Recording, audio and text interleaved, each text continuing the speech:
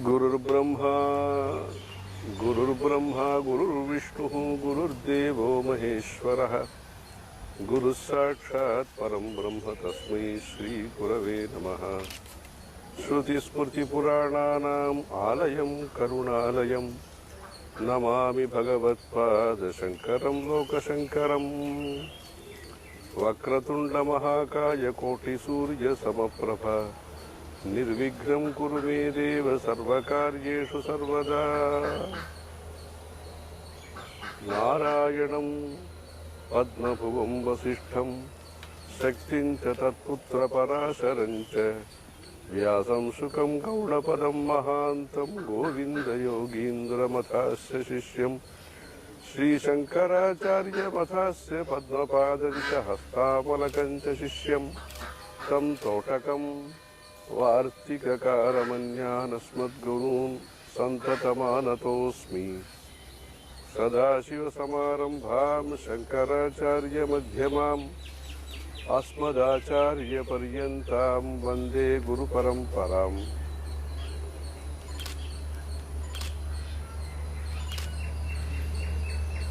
धर्मो विश्वस्य जगतः प्रतिष्ठा అని చెప్తున్నారు. మనుష్యుడిగా పుట్టిన వారికి వారి జీవితంలో శాంతి, సుఖము, సంతృప్తి కలగటానికి ధర్మము అత్యవసరం.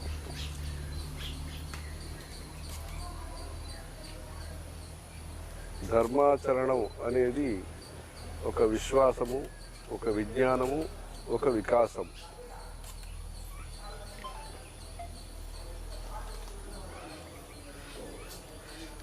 ఈ లోకంని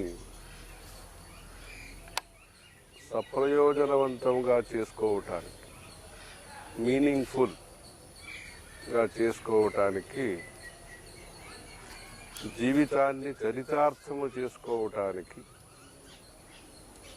జీవితంలో మనం కృతకృత్యులైనాము, ఏ పని మనము చేయాలో అది చేసిన వారైనాము అని సంతృప్తి పొందటానికి ధర్మాన్ని మనం తెలుసుకోవటం, ధర్మాన్ని మనం ఆచరించటం, ధర్మం యొక్క తాత్పర్యాన్ని మనం గ్రహించటం మనకి అవసరమైన విషయము.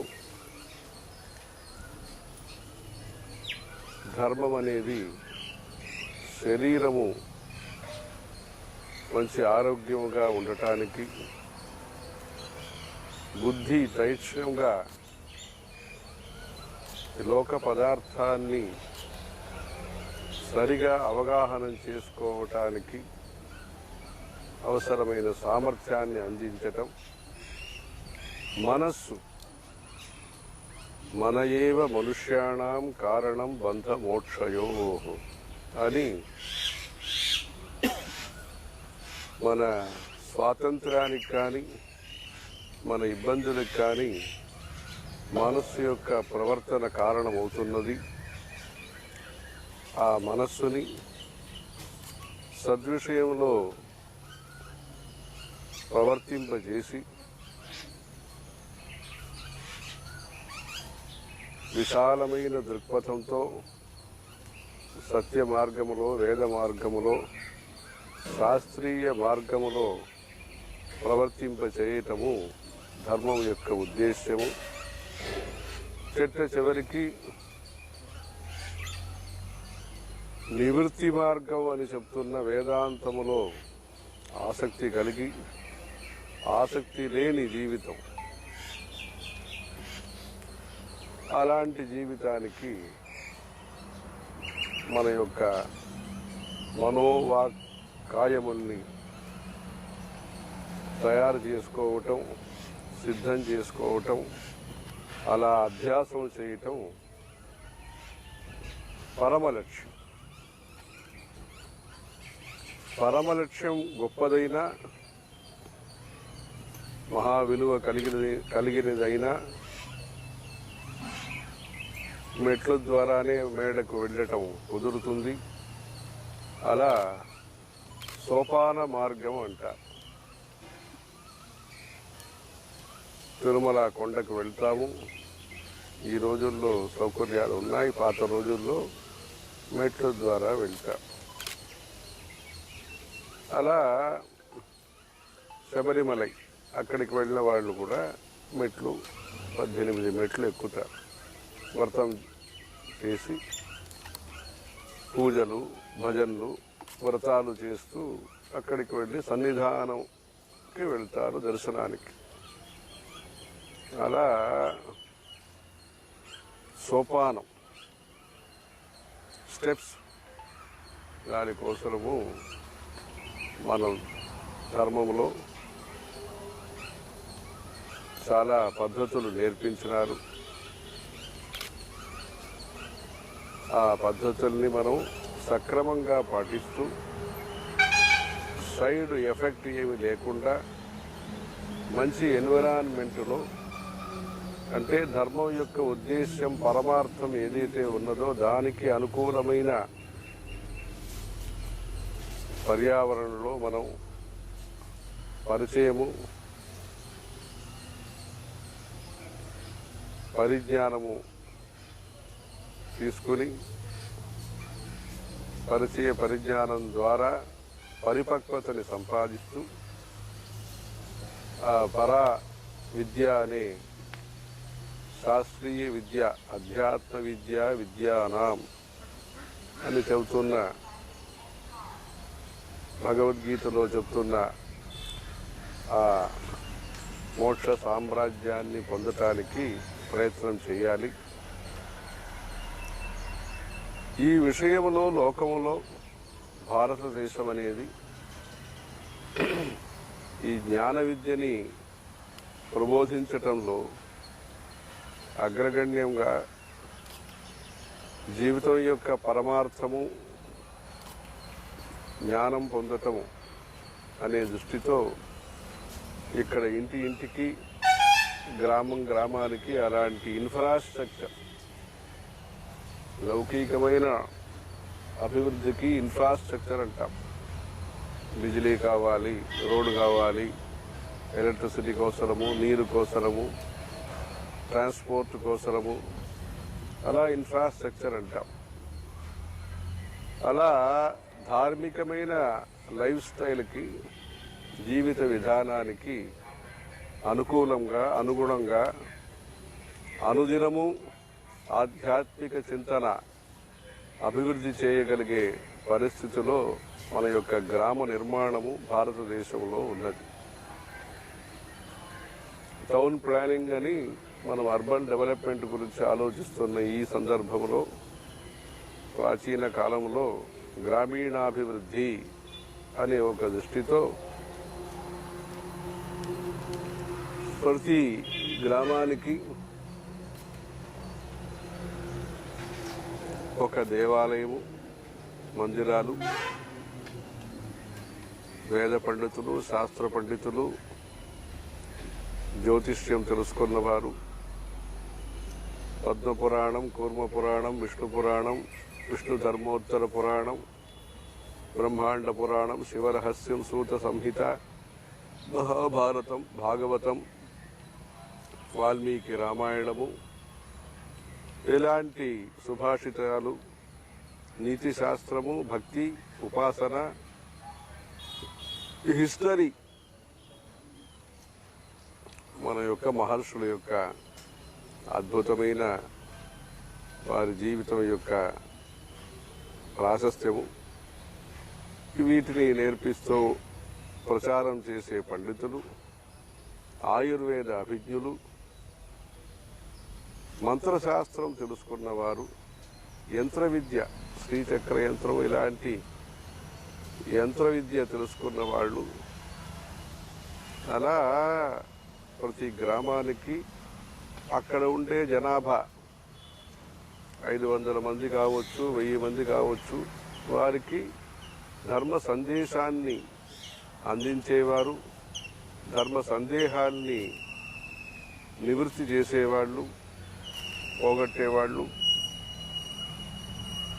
ధర్మలో స్పృహ, శ్రద్ధ, ఆసక్తిని కలిగించేవారు, కళాకారులు, ఇలా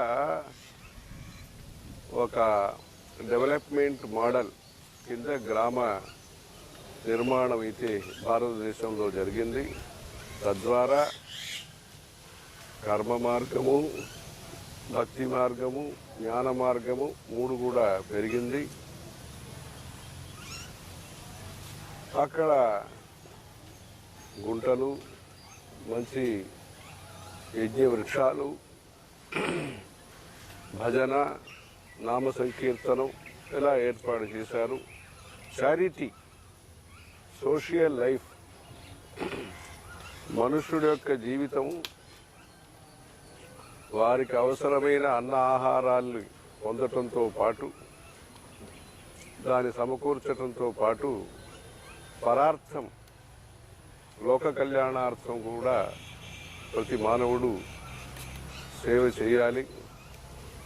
దానికోసం మంచి భావాన్ని కలిగించటం, దానికి అవసరాలు కలిగించటం, ఎండోమెంట్స్, సత్రాలు ఏర్పాటు చేయటం, సంస్కృత పాఠశాలలు కానీ, నిత్య అన్నదాన సత్రములు ఏర్పాటు చేయటం కానీ, అలాంటి ఏర్పాట్లన్నీ కూడా పెద్ద పెద్ద క్షేత్రములో చేస్తూ ఇలా ధర్మ అభివృద్ధి, ధర్మజ్ఞానం, ధర్మ అనుష్ఠానం, ధర్మ ఆసక్తి ఇలాంటిని పెంచినారు. ఈరోజు లౌకిక అవసరాన్ని బట్టి, ఇంకా వారి వారి అభిప్రాయాన్ని బట్టి అక్కడక్కడ నానా దేశంలో, విదేశాల్లో ఉండే వాళ్ళందరికీ కూడా ఈ ఆర్ష సంస్కృతి, నారద మహర్షి, వాల్మీకి మహర్షి, అగస్త్య మహర్షి, వశిష్ఠ మహర్షి, అత్రి మహర్షి, భృగు మహర్షి, ఇలాంటి అనేక మహర్షులు వారు చేసిన తపస్సు, వారు చేసిన సాధన, వారు కనిపెట్టిన విజ్ఞానము, సుశ్రుత, ఇలాంటి అనేక వరాహమిహిర పెద్ద పెద్ద విజ్ఞానవేత్తలు వారి యొక్క చరిత్రని తెలుసుకోవటం, మనము ముందే ఎలా డెవలప్ అయిన సివిలైజేషన్ వాళ్ళు, భారతీయ సనాతన ధర్మాన్ని చెందిన వారు, already developed civilization, already system develop అయినది అనే ఆత్మవిశ్వాసంతో పాటు మనం ఈరోజు విజ్ఞానం అనే దృష్టితో, గ్లోబలైజేషన్ అనే దృష్టితో కొన్ని మనం మర్చిపోయిన విషయాల్ని కూడా మళ్ళా గుర్తుకు తీసుకొచ్చే ఉద్దేశంతో ఈ ధర్మమూలం అనే ఒక program NRIs, non resident Indians కోసము డిజైన్ చేసి ప్రోగ్రాం చేస్తున్నారు. 3 ప్రోగ్రాంలు వారు వయసు పట్టి చేస్తున్నారు. అంటే ఏ వయసు వాళ్ళకు ఏమి చెప్పిస్తే, ఏమి నేర్పితే బాగుంటుంది, ఎక్కడి నుంచి ప్రారంభించాలి. కొత్త వాళ్ళకైతే భారతీయ భూగోళం నుంచి ప్రారంభించాలి, భౌతికమైన ఇతిహాసం చెప్పాలి, తర్వాత పురాణాలు, శాస్త్రాలు అలా చెప్పాలి. అలా ఈ కర్మభూమి, పుణ్యభూమితో పాటు వారికి అవసరమైన అనుబంధాన్ని ఈ టెక్నాలజీ ద్వారా తెలుగు మరియు ఆంగ్ల భాష ద్వారా ఈ అందించే ప్రయత్నము, దీంట్లో స్కాలర్సు, పండితులు ముందుకొచ్చి ఈ కోర్సెస్ అన్ని డిజైన్ చేస్తున్నారు. ఇంకా అవసరాన్ని బట్టి, అనుభవాన్ని బట్టి దాంట్లో సిలబస్లో ఏం మార్పు తీసుకురావాలో అది కూడా ఉంటుంది. మొత్తానికి దేశము, ధర్మము, సంస్కృతి, పరంపర వీటిని సంరక్షణ చేసుకోవటానికి అవసరము మన మనస్సుని తయారు చేసే, సిద్ధం చేసే విధంగా సులభోపాయంగా క్రమ ప్రయత్నంగా, అంటే ఒకసారి అన్ని చెప్తే చెప్పటం కూడా కష్టం, దాన్ని గ్రహించటం కూడా కష్టమవుతుంది. అలాంటి పరిస్థితుల్లో ఈ సంస్కృతి ప్రచారం కోసము ప్రత్యక్ష సాధ్యమైన ఈ ప్రయత్నాన్ని ప్రారంభిస్తున్నారు. మూలం అంటే ఆధారం. ధర్మమే మన జీవితానికి ప్రమాణం. వ్యక్తిగతమైన జీవితానికి కానీ, సామాజిక జీవితానికి కానీ, ఒక దేశం యొక్క గొప్పతనానికి కానీ, బలానికి కానీ, యశస్సుకు కానీ అన్నిటికీ కూడా ప్రతి వ్యక్తి యొక్క యోగదానం, పార్టిసిపేషన్, కాంట్రిబ్యూషన్. ఈ కాంట్రిబ్యూషన్ అనేది రూపాయలు, డాలర్లు అనేది కాంట్రిబ్యూషన్, అదొకటి.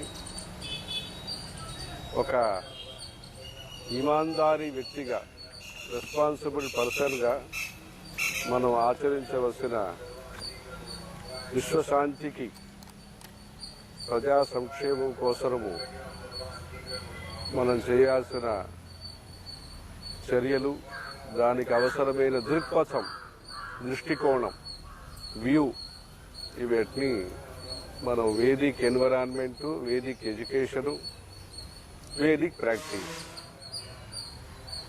అంటే బొట్టు పెట్టుకోవటం, కరాగ్రే వసతే లక్ష్మీ, కరమధ్యే సరస్వతి, కరమూలే తు గౌరీ స్యాత్, ప్రభాతే కరదర్శనం, సముద్రవసనే దేవి, పర్వతస్తనమండితే, విష్ణుపత్ని నమస్తుభ్యం, పాదస్పర్శం క్షమస్వ మే, అహల్యా ద్రౌపదీ సీతా, తారా మండోదరీ తథా,